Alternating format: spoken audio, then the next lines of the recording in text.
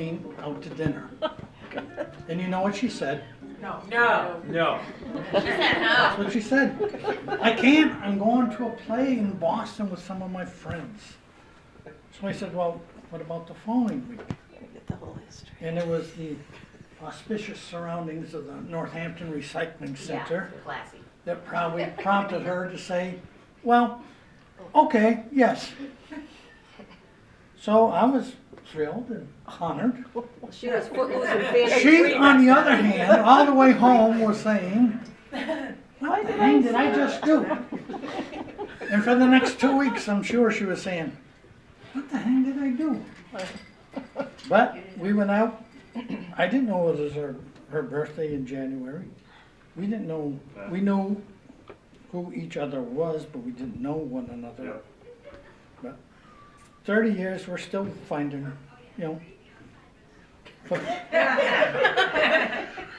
He's speaking slower for you. Pauline, behave yourself. Pauline.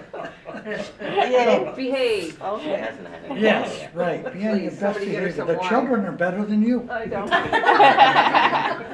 So anyways, I decided she did it for me on my 75th. We should do it for her on her 75th. 65. Thank you, Bill. You said 65. Yeah. You need all the points you can get in. So together, I think we should toast Pauline on her birthday. Happy birthday. Happy birthday. Thank you. Glad you all came. Enjoy. Now I have something to say.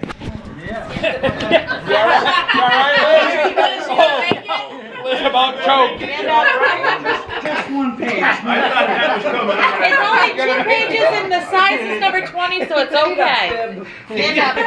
There you are. Yep, you gotta talk loud. Okay. That's all right. Okay. There you go, Rose. My sister Pauline turning 75. I haven't known Pauline for 75 years, as I'm much younger than her. But I do remember many things over the years. She was always in the house helping our mother with the cleaning, and I was always with Sil, and we were outside doing work with our dad. One day she was leaving to go down by the river and read. I asked her where she was going, and she said to meet my boyfriend. I asked her his name, and she said Eddie Fisher. I didn't know who he was, so I believed her. She wrote many book reports that I took advantage of. I had to write book reports on books I was supposed to read during the summer. Wait a minute, I lost my spot. Got my glasses. But I took her book reports and handed them in, and I won a trophy. She didn't know that till later that I did that. When she graduated from grammar school and they handed out the awards for each subject, she was called up for, I think, all except she used to study, wait a minute, this got mixed up. She was called up for all, I think, except maybe one subject. Okay. Where's your glasses, Rose? Want mine, Rose? No, when it came time for exams, she used to study around the clock and got so nervous she would break out in a rash. But it all paid off because she went on to have a great nursing career. She was a fabulous aunt to Janice and Sil's 3 kids. She took all 4 of them almost every weekend, shopping and on vacations. She loved spending time with them as she now does with her grandchildren. She is a very giving person and will do all she can for anyone that needs help. She belongs to almost every organization there is.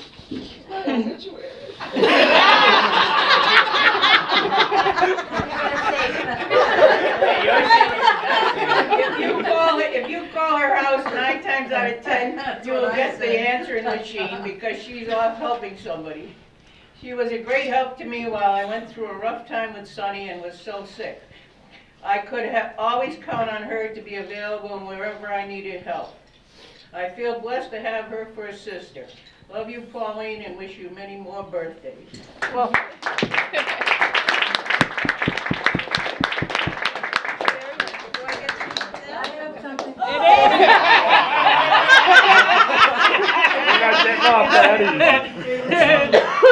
It's not over yet, Bill, it's not over yet. I was in there, your favorite son-in-law. Be glad you only had 2 sisters. You better take a swig. a big one. All right, the year 1940 was a blessing in disguise. That's because on January 27th, Rhea and Hubert C. Marney, which he always wanted to be called, brought a beautiful person into this world. 18 months later, along came Rosemary. Pauline had some competition, but nothing she couldn't handle.